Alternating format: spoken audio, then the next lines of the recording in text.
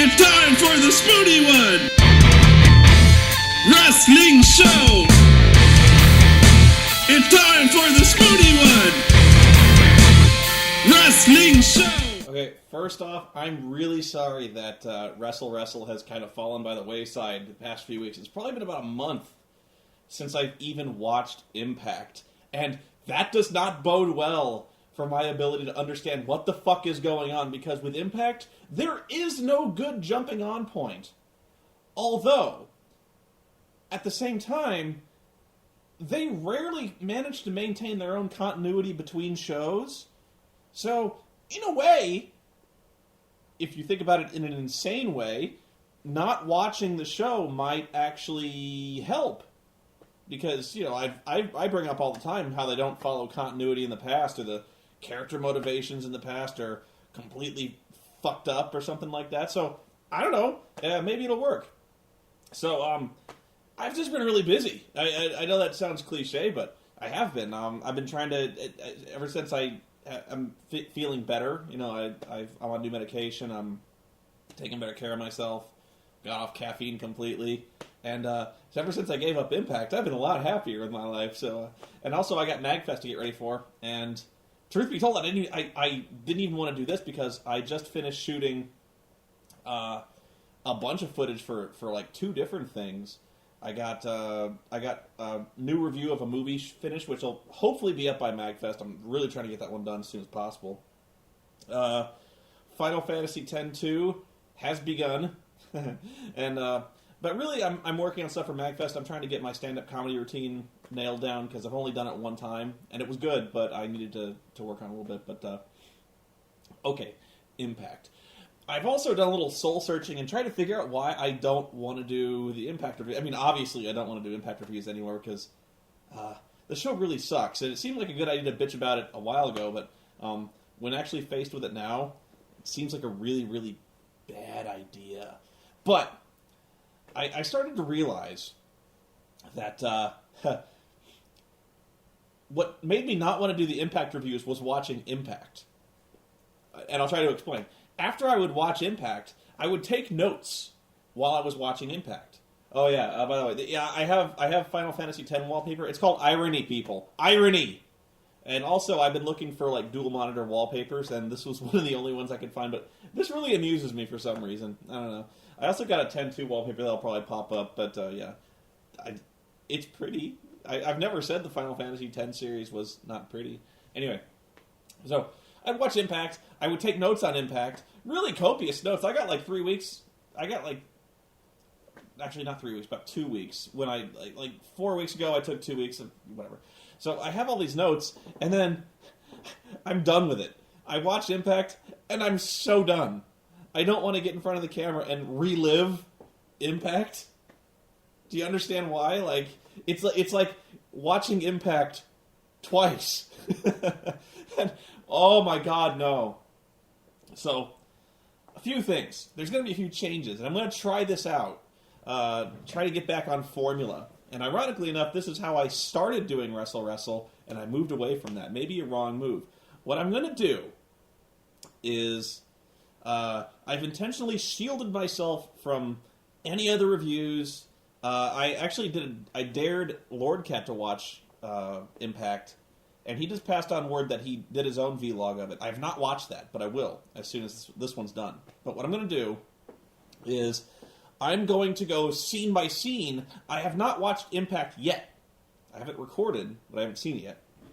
What I'm going to do is I'm going to watch it, and whenever I have a thought, I will pause Impact and say it to you live as it's going on. So I will not keep the camera rolling the whole time. There's going to be a lot of cuts, but hopefully this will be a little bit more on point. And God help us all, because like I said, I haven't seen Impact in like 2 or 3 weeks at least. Probably even more than that. I know I watched bits and pieces of it because I have it recorded, but yeah, this is going to be rough, especially since I really don't know what's up with the title picture. I know that Jeff Hardy has pled guilty to some kind of drug charge, so I don't know if he's facing jail time or if he's facing probation or what. So yeah, Here we go with Impact. I'm going to stop the tape, and we're gonna roll here. And so I'll be back in, well, to you, it'll be imperceptibly small seconds. So I'm going to cut right now, and we'll be right back. Okay, already I got a big problem with this show, and it's not even. Oh god. Okay, so it starts off with a recap. I can't fucking believe they're recapping this shit because they never used to do this before. Actually, this may be a sign of an improvement in the production values, but okay. The story so far. All right. I remember this part. Jeff Hardy, when he became champion, hit Mr. Anderson in the back of the head accidentally with a chair, but they played it up like he meant to do it now. Like it was. This was a pure botch where he hit him with the chair, and the edge of the chair caught him in the back of the head, and it like laid the back of his head open. It was fucking gross, and it gave him a concussion. So they had to put Anderson on the shelf for a while, but they've turned this whole concussion thing into a storyline where Anderson, the corrupt management under Eric Bischoff wants him to wrestle, but he can't because he's got a concussion, of course. And so the storyline now is that Matt Morgan inexplicably left Fortune because he disapproved of Ric Flair and Eric Bischoff wanting to force Anderson to wrestle with a concussion because it's dangerous. I mean, we know more about concussions than we ever have before, and so if you like with football, especially football, and boxing and stuff like that, if you've got a concussion, you're out for at least a month, more often than not. So Matt Morgan decided he didn't approve of them wanting to make Morgan wrestle with a concussion, so he left. Never mind the fact that Matt Morgan was the guy who was literally propping guys up against ring posts and then bicycle kicking their heads into steel ring posts, giving them concussions. And they gave some. It was so hilarious. I actually wish I had a clip of this where at some point somebody confronts him about this. They're like, "What the fuck are you talking about? Like you kicked Hernandez's fucking head into a post," and he's like, "Well, look, I'm a competitor. I don't mind giving concussions, but nobody should have to wrestle with a concussion." I'm like, oh my god. Oh, that was so stupid it made my mind explode. So, the story now, from what I've been told in recaps, is that it's been about a month. And apparently Anderson, nobody wants Anderson to wrestle. Like Matt Morgan, for weeks now, has been cornering Anderson and saying, "Look, man, I don't think you should wrestle. I'm kind of worried about this, man." And they're like, "Are you sure you're okay?" And Mick Foley is calling him out, and he says, like, Mick Foley's like, "I know that I've been part of the problem, and I've wrestled with concussions, and it cost me, and I was in really horrible ECW matches, and in WCW I hit my head all the fucking time, and then there was this one I quit match with The Rock where he hit me in the head like 300 fucking times. I'm pretty sure I can't remember my first child anymore. But the point is, you shouldn't wrestle with a concussion, Ken." And Anderson's like, Anderson, what's funny about what they're doing with Anderson is, okay, he comes across as a complete dickhead or an asshole. And I know that's his gimmick. I know that his gimmick is, I'm an asshole. But the thing is, he's supposed to be a babyface. He's supposed to be like a likable asshole. You know what I mean? What they're really trying to do is kind of go like Eddie Guerrero with him, where he's lying, he's cheating, but he's smiling and the crowd loves him for it because he's being an asshole to the bad guys. Okay? That's the deal. So, one could admire this storyline. Actually, I gotta backtrack a little bit. What Anderson is saying now is they're interviewing him. And, Mike Tenay and Taz will be talking to him in a backstage interview. He's at home, he's recuperating, he's mad. He's like, I want to wrestle. I want to get back in there and compete. And they're like, well, but Anderson, it's not safe. You got a concussion. And it's like, are you sure you're okay? And Anderson gets really mad. He's like, are you calling me a liar? Are you calling me a liar? And they're like, no. We're just worried about your safety, Ken. He's like, I've been cleared. A doctor cleared me. I got a note. And they're like, really? What doctor? He's like, the doctor I see. And they're like, really? What? Can we talk to this doctor? No. What? I'm cleared. I'm going to come back next week. I'm so cleared. And so they're like, all right. And so, like, you know, he'll storm off. He gets really defensive and mad that he's been cleared. But the way his acting is carrying across, it comes across like he's lying, that he really has not been cleared medically to wrestle. That's what I mean. Is like one could admire this angle if it was a babyface, a noble babyface, wanting so badly to get back in the ring that he would fight through a concussion. But, you know, that's actually a very heroic thing to do. It's stupid, but heroic. So, you know, one could see this angle working out really well if the guy was like, no, I haven't been medically cleared, but I want to fight anyway. You know, like, I got to get this guy. I'm not sitting on the sideline for a month. Fuck that. But no, this guy, he's coming across as hostile, defensive, and a liar. So, you know, these people who are legitimately concerned for them, he's lying to their face, he's challenging them to fights, and really it comes across as annoying, because, like, you and I know that, you know, in storyline he's not cleared, but he's basically spitting in the face of all these people who have legitimate health concerns, and just lying to their face. And so, that's why I say he's coming across as an asshole, because he's not coming across as an endearing asshole, if you follow me. So he's coming across as a heel. He's coming across as a guy who's basically, you know, he's being hostile to guys who are very good intentioned, other baby faces who are looking out for his own well-being, and he's being defensive and challenging the fights, and it just doesn't make any sense. So it almost looks like he's trying to milk sympathy or something like that. So it doesn't make any sense. Okay, so that's the story. That's the first problem I have with that, and that's just the recap. So I haven't even gotten to the first segment yet, but what's happened is Immortal is coming down the ramp, okay, and they've got a new song, and it sounds like another bastardized version of the NWO theme. That it sounds like another. But how many fucking theme songs has Immortal had so far? It must be like 3 now, where they used to come out to like Eric Bischoff's, and then they came out to Flair's, and then they came out to like a techno version of Flair's theme, and now it's like the NWO theme. Like, they have no identity. So they're coming to the ring, and Mike Tenay reminds me of something that pissed me off to no end when I stopped watching it like 4 weeks ago. And he says that by the way, why is Eric Bischoff still in charge? This is a simple question. I remember on Thanksgiving, which is about when I stopped watching. Yeah, it was just about Thanksgiving. When Thanksgiving, Dixie comes into the office and says, "Guess what?" She said it much more robotically than this. She goes, "Guess what? I just got a federal judge to slap an injunction on you, and I'll see you in court, Eric." And so, like, for some reason, this wrote Hulk Hogan off the show.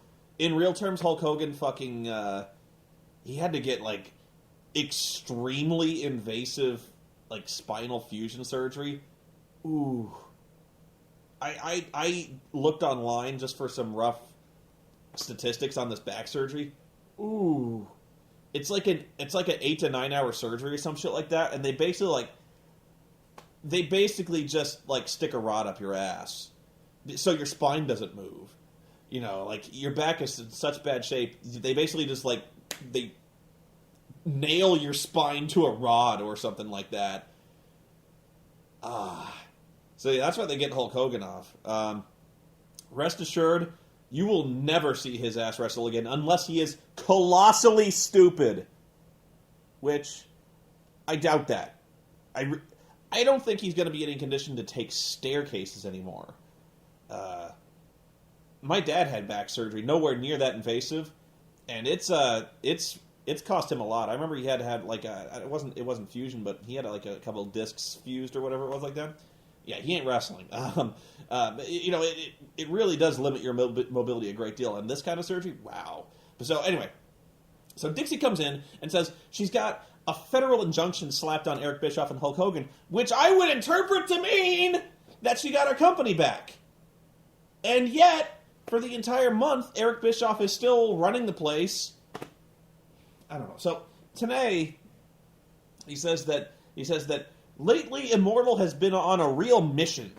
And he says that, he's given Immortal their marching orders that they have to capture every title in the company. Because, and this is a quote, as you all know, titles equal power.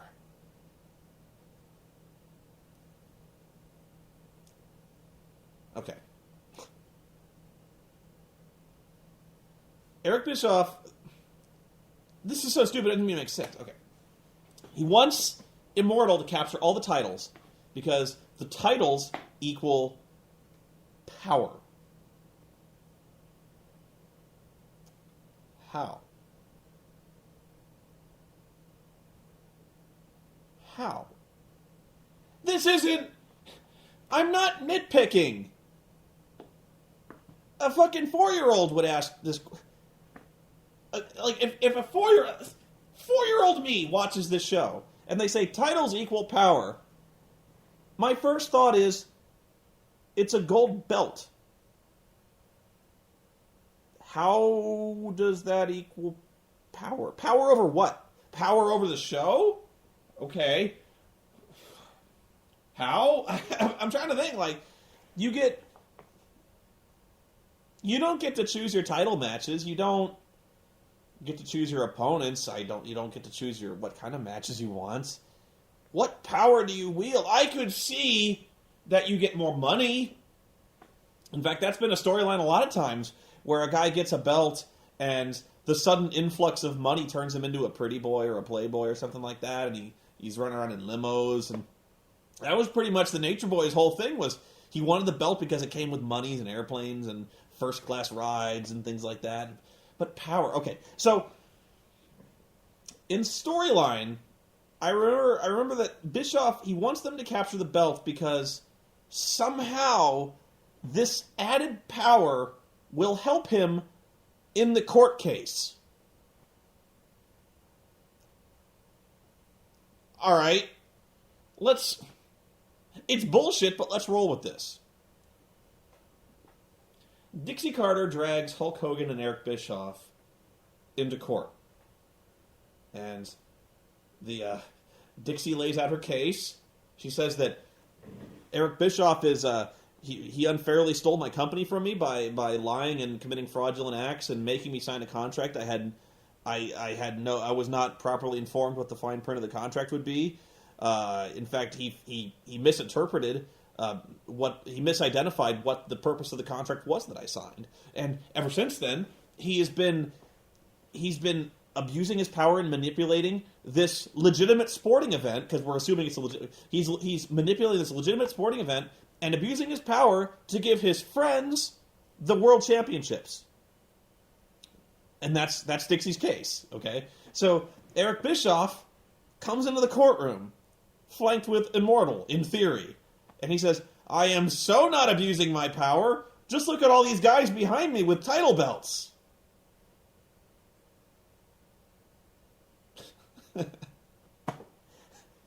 How do the title belts help you? I know I keep bringing... I know I've brought this up before, the whole 4-year-old thing, but this is a litmus test. This is a...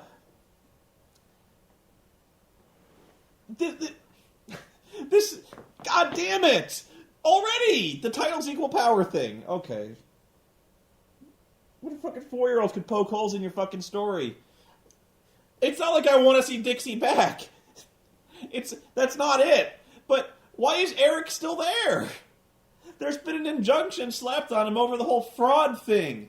But I guess the wheels of justice may turn slow, Quinlan, but they're moving. But not moving that fast because it's taken a fucking month since Thanksgiving, and Eric Bischoff is still setting up fucking title matches for his friends.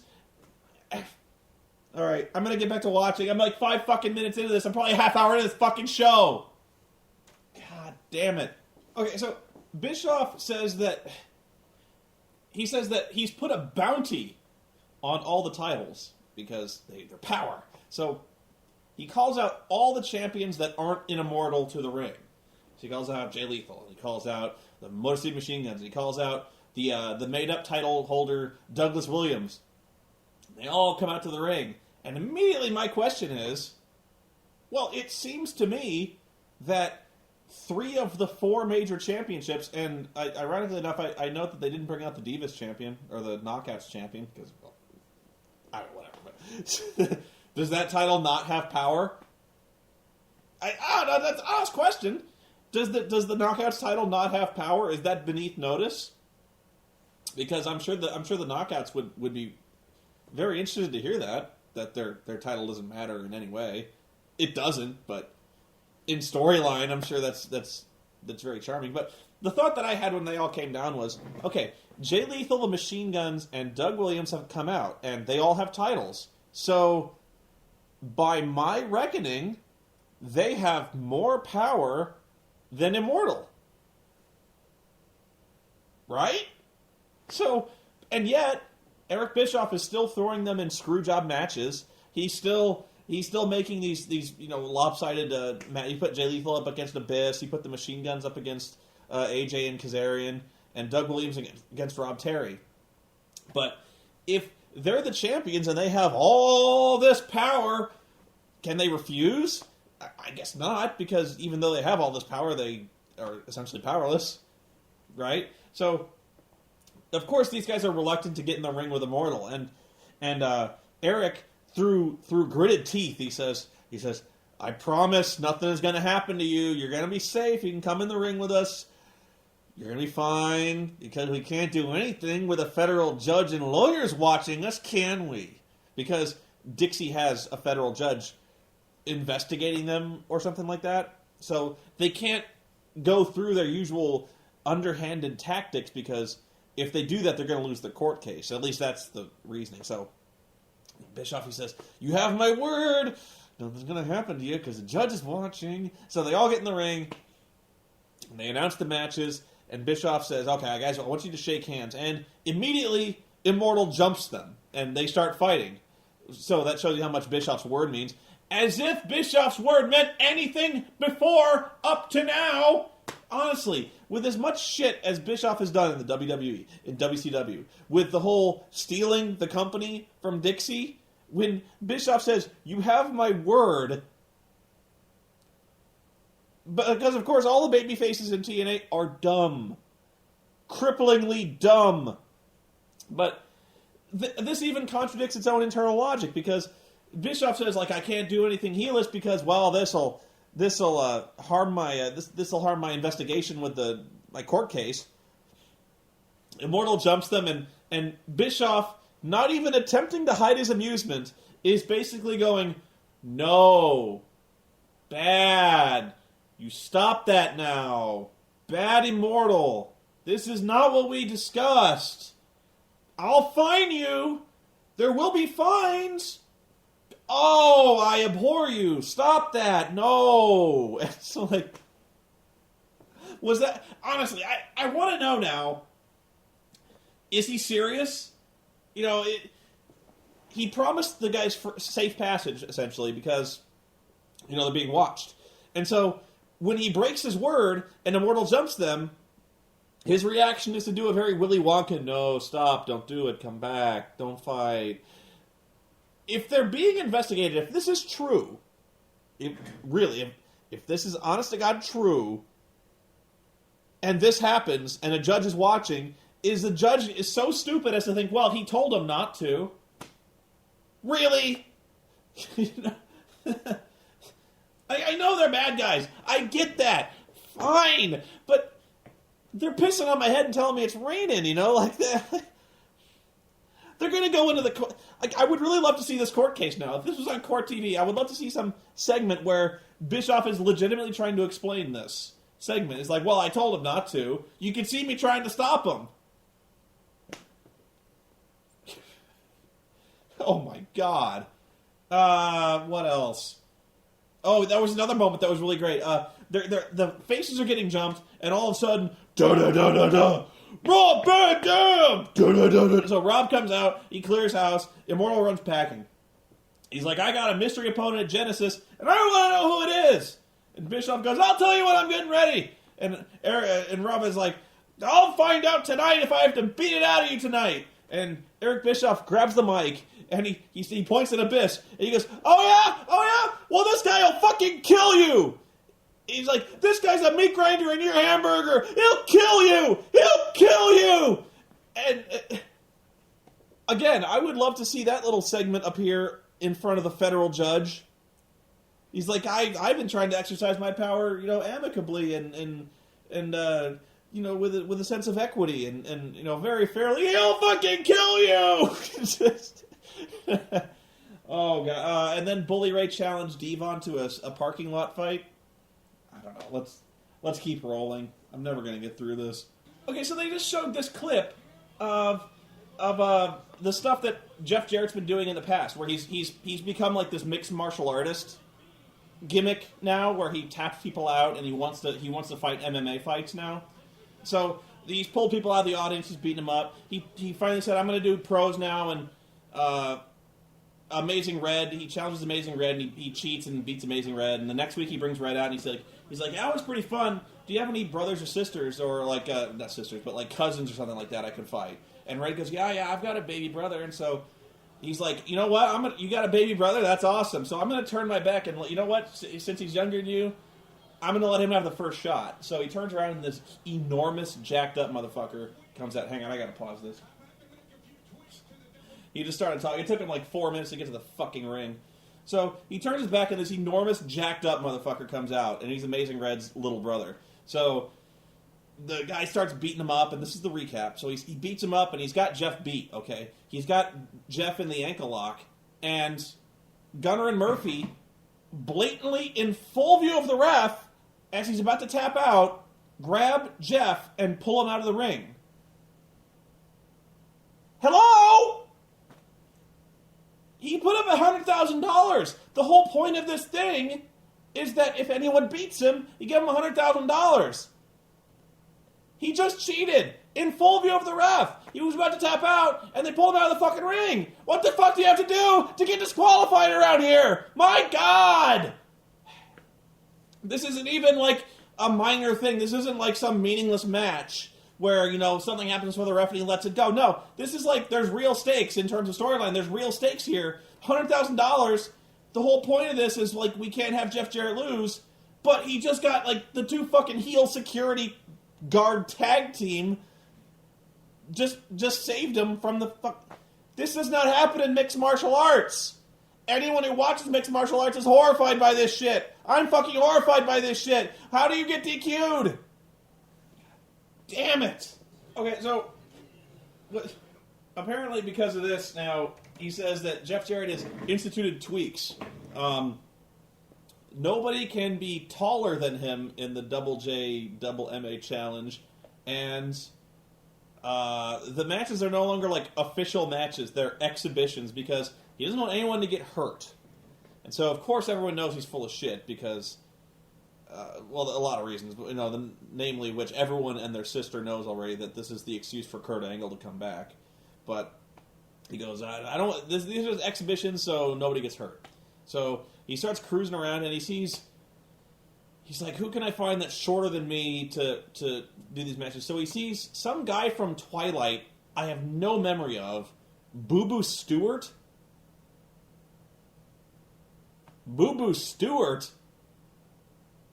Was he one? He must have been one of the shirtless werewolves because he looked kind of Native American in that. I don't know. Apparently, he's some like junior black belt Hall of Famer. I didn't even know that existed. All right, so he's like, I'd fight you totally, but I see your dad is really tall, and so you're disqualified because one day you will be taller than me.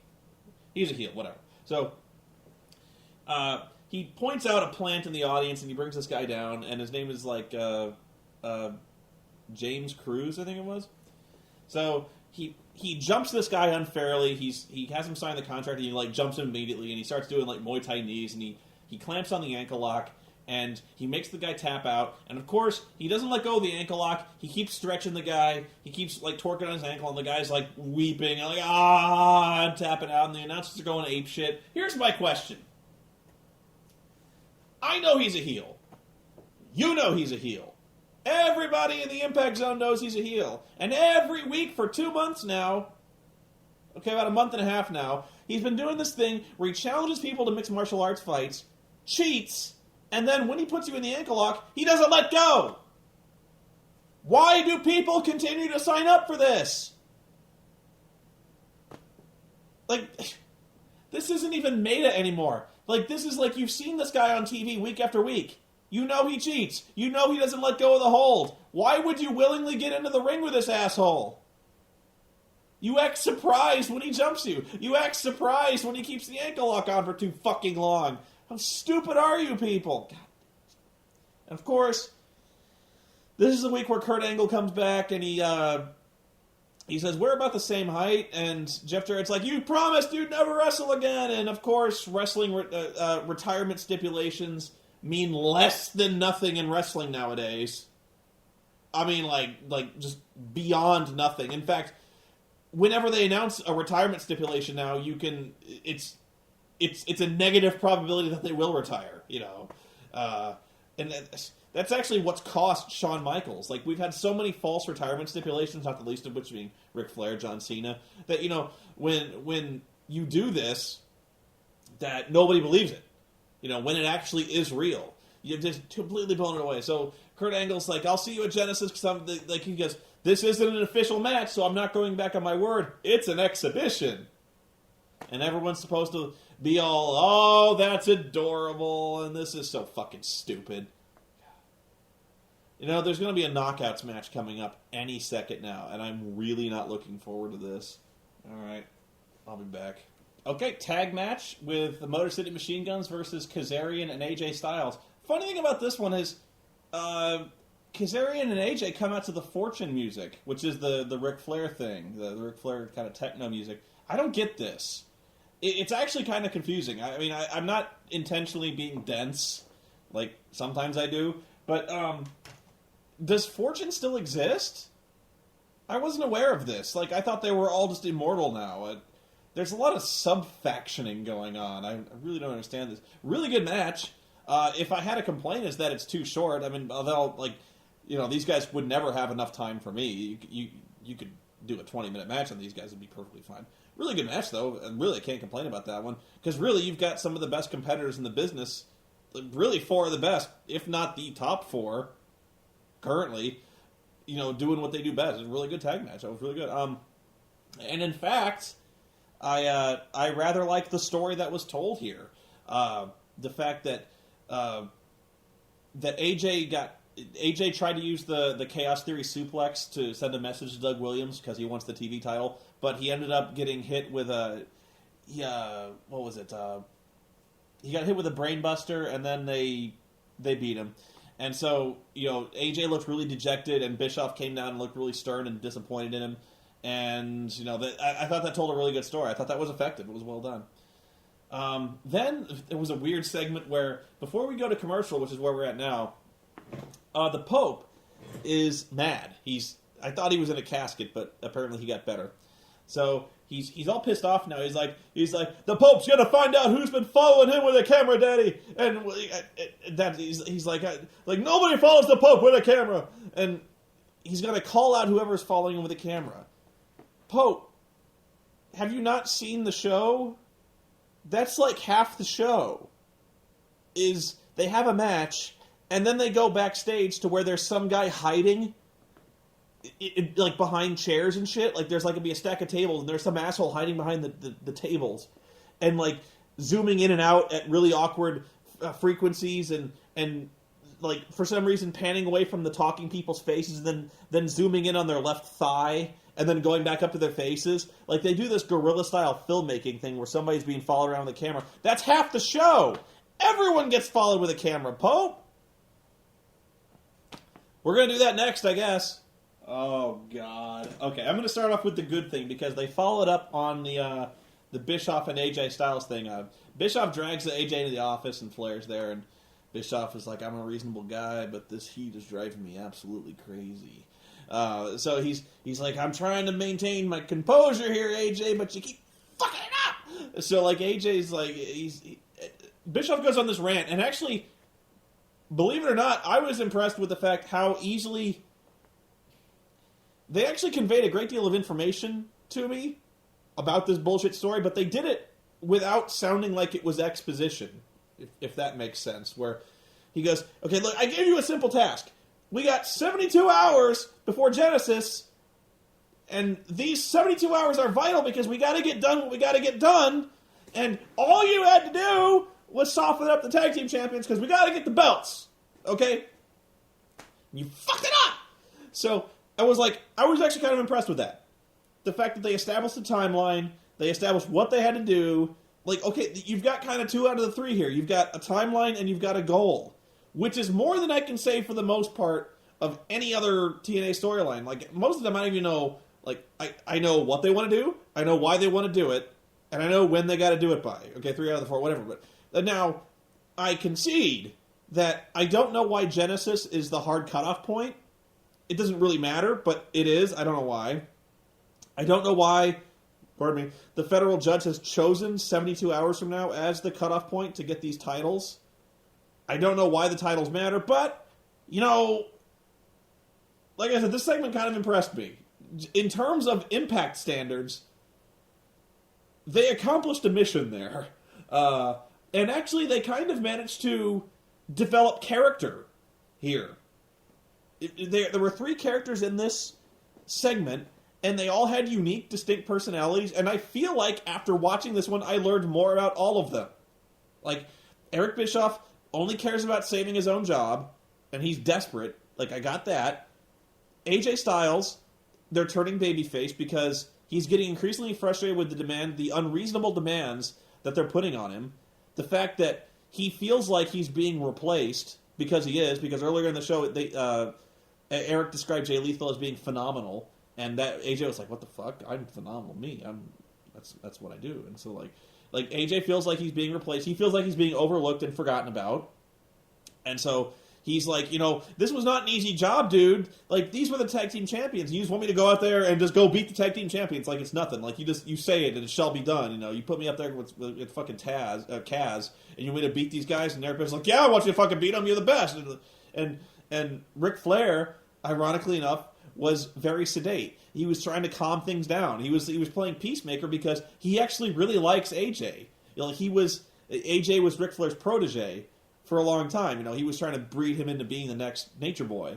And so he's like, he was trying to calm him down and trying to like encourage him and reinforce his belief. He's like, AJ, I know you're the best. You're the phenomenal one, man. You're the face of this company. And AJ's really frustrated. I was like, there were actually 3 distinct personalities at work here.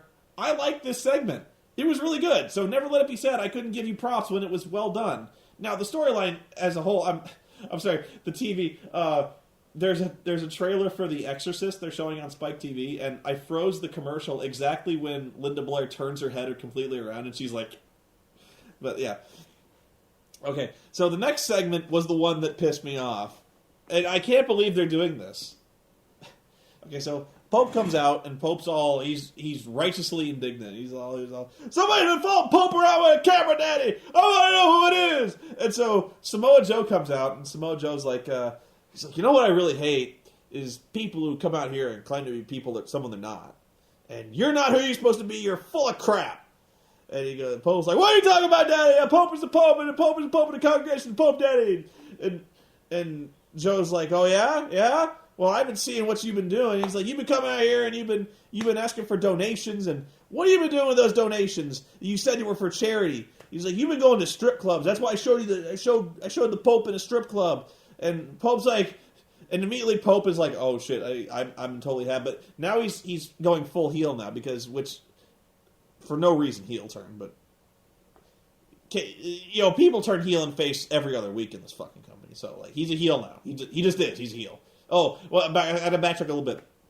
Pope comes out, and I don't know if this is because the Impact audience doesn't even give a shit, or if the heel turn is working better than they ever could have imagined, because Pope comes out and he goes, who dares follow the Pope around with a camera, daddy? Pope is the man of the people, and the congregation's always behind the Pope. And he goes, isn't that right, people? And you can distinctly hear 3 people go, yay.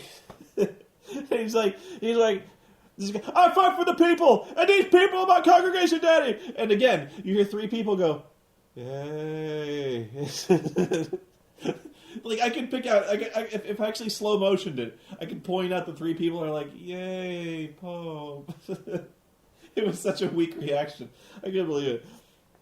So Joe comes out. He's like, you been going to strip clubs? And Pope's like, actually a really good acting job by Pope here. You can see him searching for a rationale. He's like, the Pope was going there to tell those ladies that they don't have to do this. They don't have to go and shake their asses for dollars. They do better.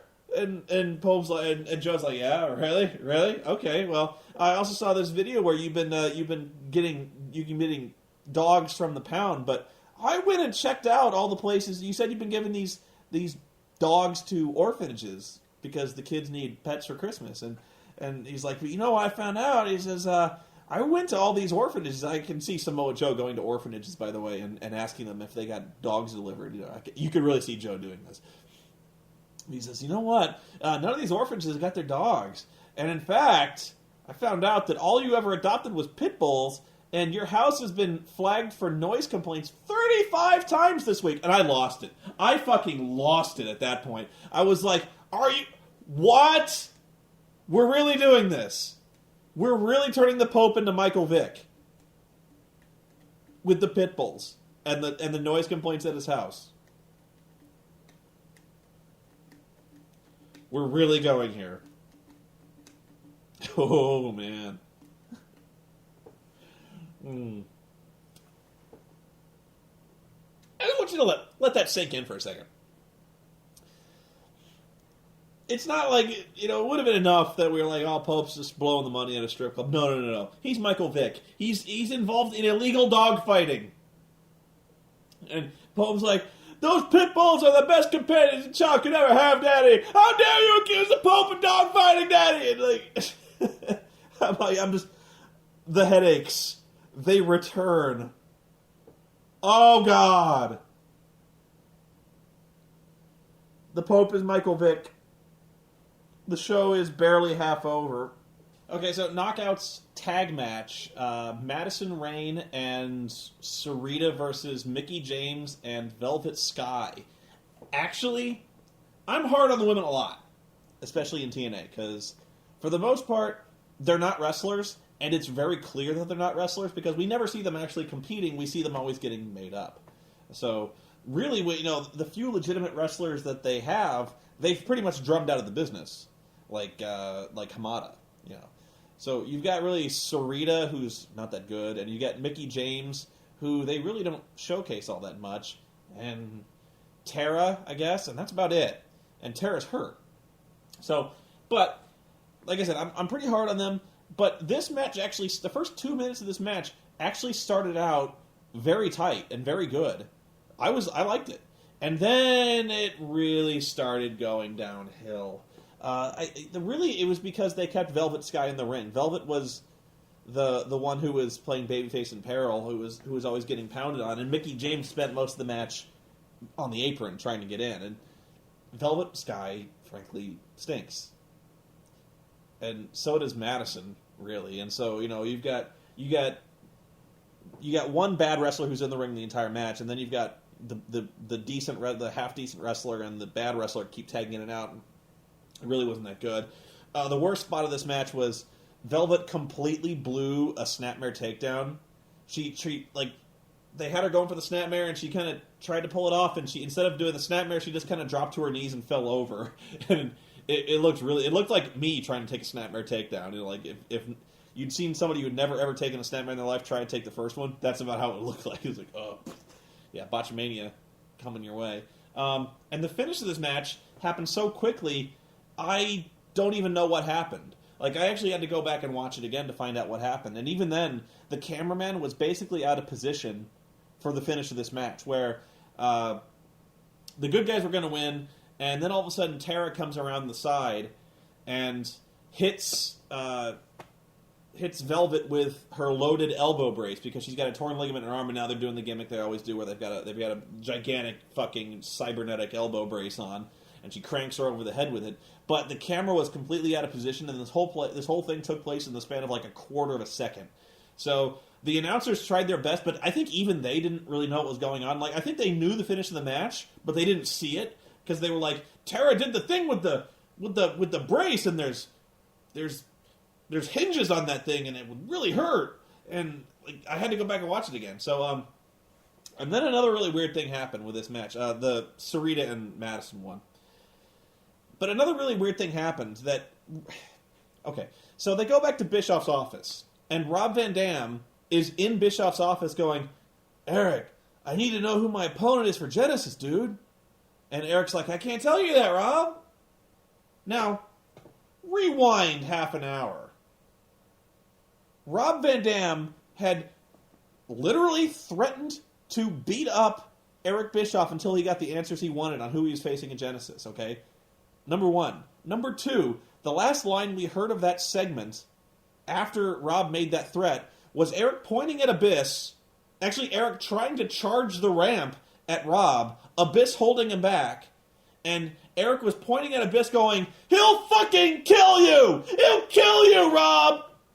And then, half an hour later, Rob is calmly in Eric Bischoff's office asking who his opponent is. He's like, I gotta know, dude, who's my opponent, man? after he threatened to beat him up, and Eric's like, I can't tell you that. You gotta focus. You gotta forget Jeff Hardy. Oh, and here's the other thing. Here's another thing I don't get.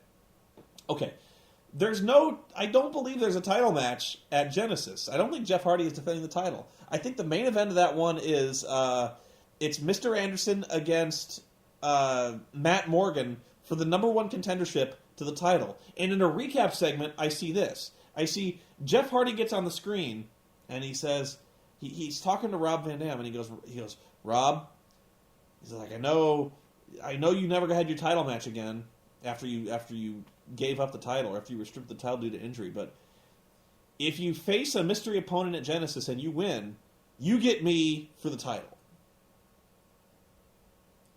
Now,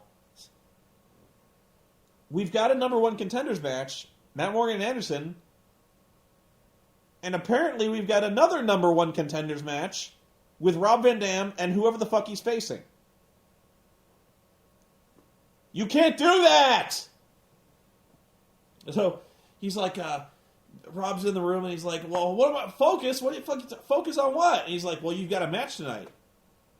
And Rob's like, against who? And Eric goes, actually, I haven't decided that yet, but you need to focus.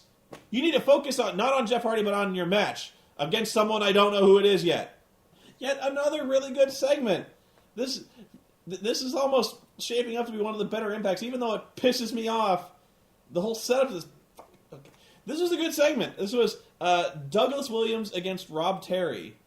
And again, the story here is that Rob Terry has to soften up Doug Williams for AJ for the title match because they have to win the titles. Okay, so, like, again, logical. I buy it. Okay, fine. So this match ends almost immediately, which, again, is nothing but a good thing considering that Rob Terry sucks.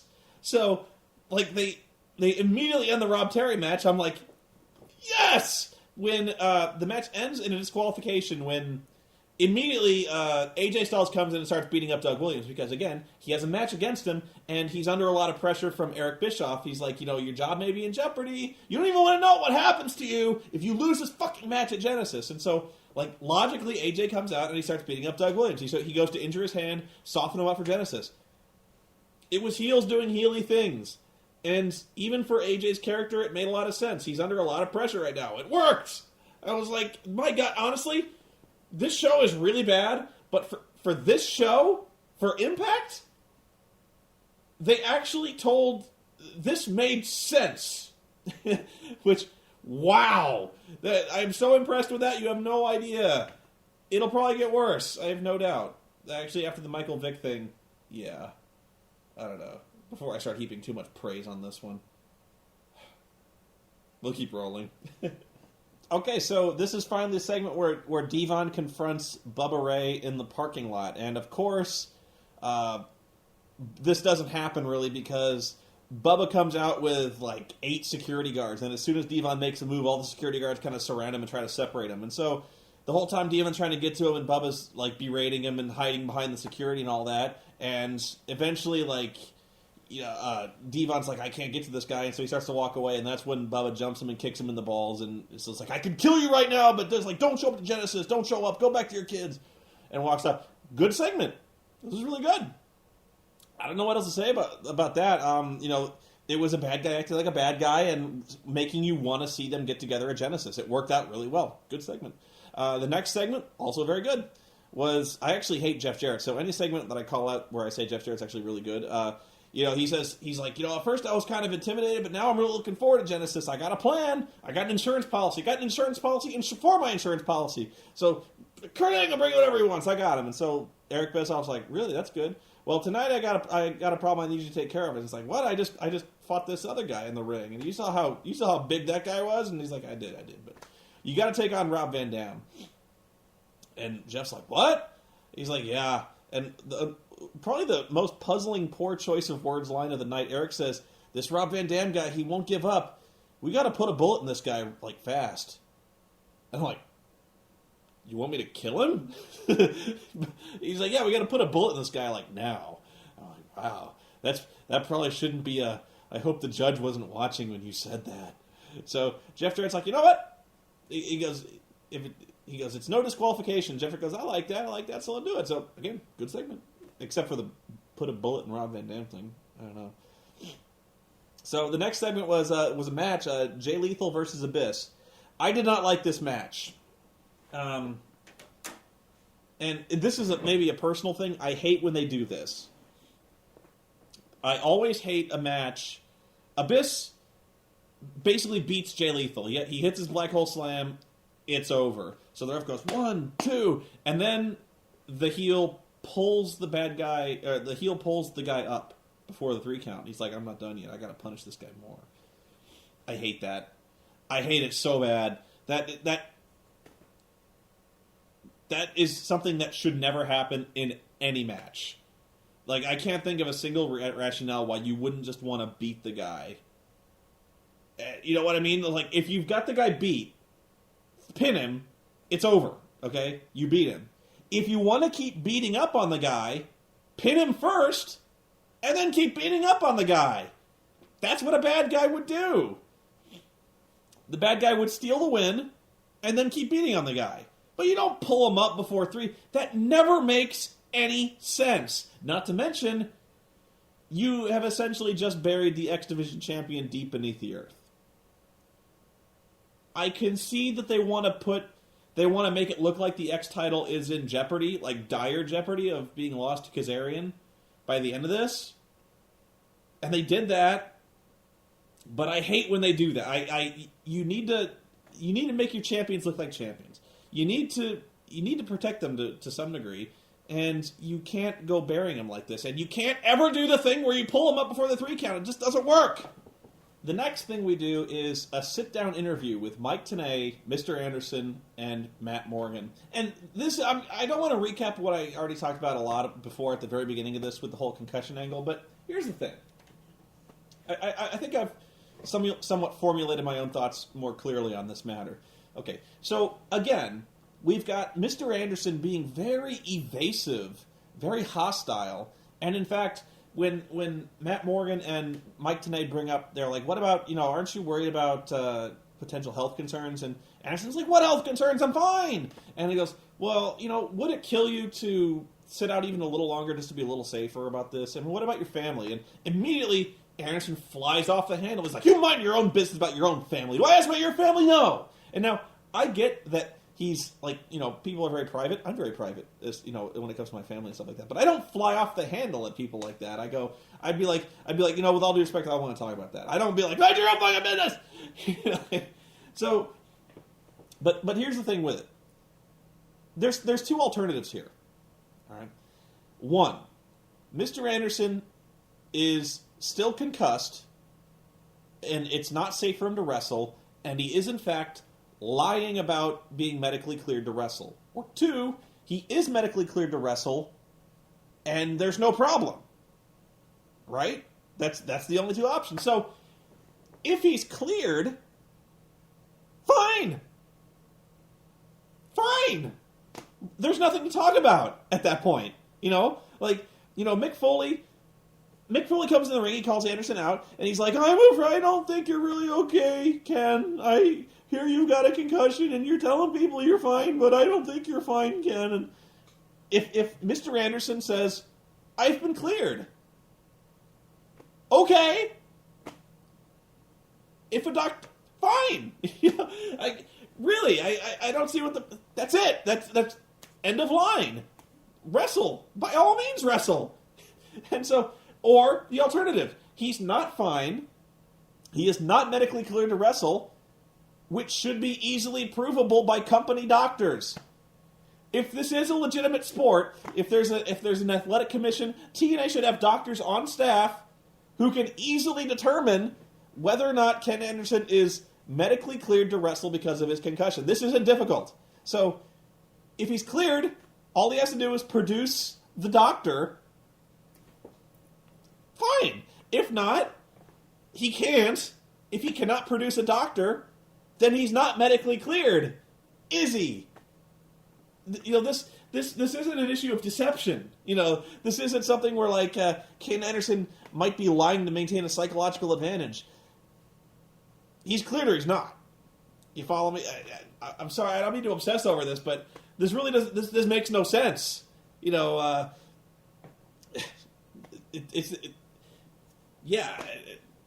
I'm sorry. This really infuriates me, especially when this whole thing has been going on since Thanksgiving. Really, every segment there's been a 15-minute segment going in and out of this thing where someone confronts Ken. And they're like, I'm afraid you're not really, I'm afraid you're not well. And Ken goes, I'm fine. When it's clear that he's lying. But, you've got all these, every week we have a segment like this, apparently. So, yeah, right now the last match of the evening is going on behind me, or behind the camera. Jeff Jarrett is facing Rob Van Dam, and Jeff Jarrett has his entourage, this mixed martial arts entourage, and so when it introduces him, he goes, Jeff Jarrett, MMA expert. So I'm going to watch this match and probably be the last recap of the show, and I'll get back with my closing thoughts. So last match, Jeff Jarrett and Rob Van Dam in a no disqualification match. This show felt like it was about 3 hours long, which it probably... Yeah, I've been heaping a lot of praise on this show because actually for an Impact show, this did make a lot more sense. At least when I was watching the show and people started coming out and doing things, I was able to reason out why it was happening. Now, I mean, the causes and the reasons for those things, why do they need the titles, win the thing? I don't know. Especially because Mike Tenay, again, during this match, this match and the last one, he says, if they don't get those titles, there's going to be serious consequences. Meaning, TNA, like Eric Bischoff, if they don't get those titles, heads will roll. And I'm like, I'm not going to keep going on about this, but this was not a very good match, and really, they just didn't click. You know how two wrestlers get in the ring and they just didn't click very well. It just wasn't very good.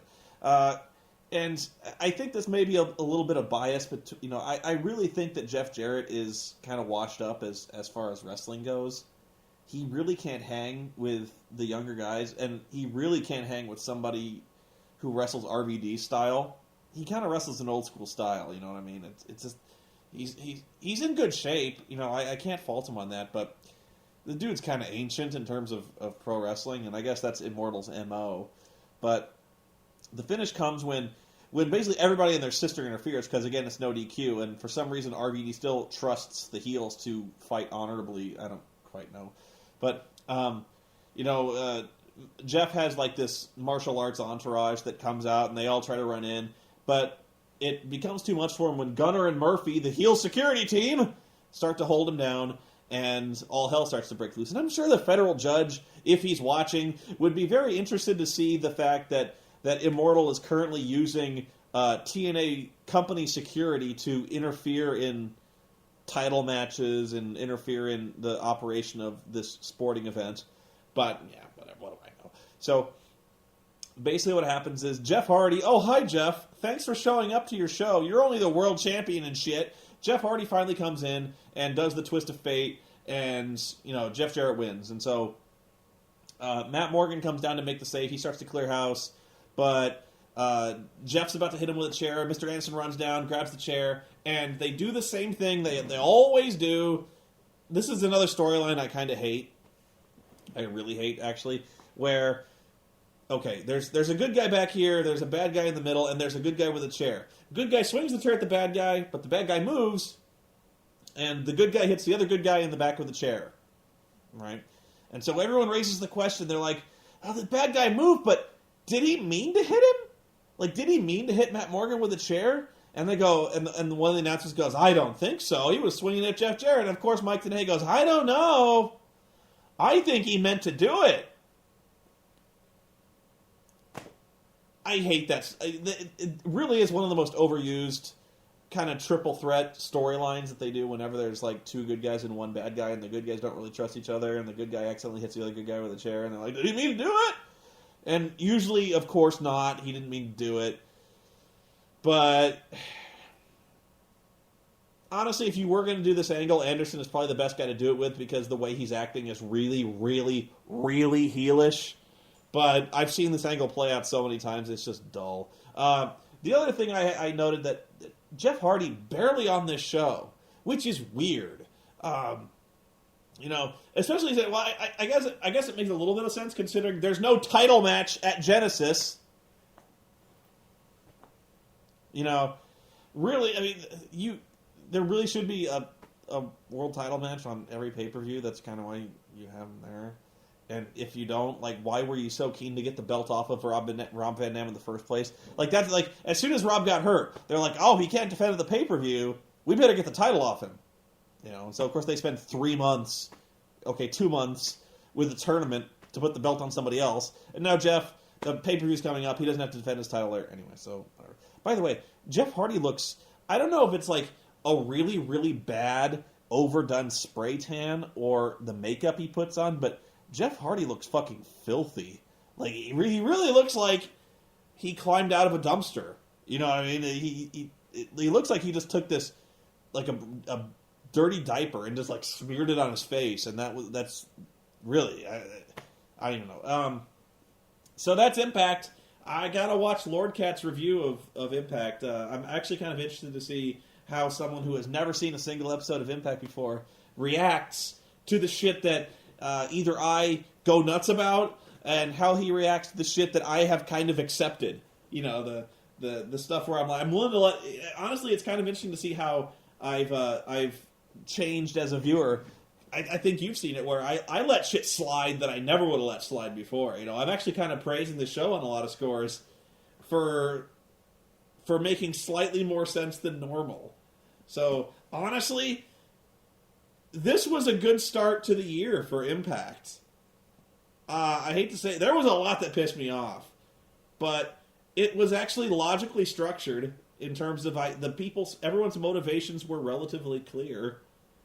I disagree with the implementation of the angle a lot of times, especially the Pope shit. God damn. But honestly, I gotta tack on almost like a full star to the rating for having no Orlando Jordan, no Eric Young, and no fucking Shark Boy.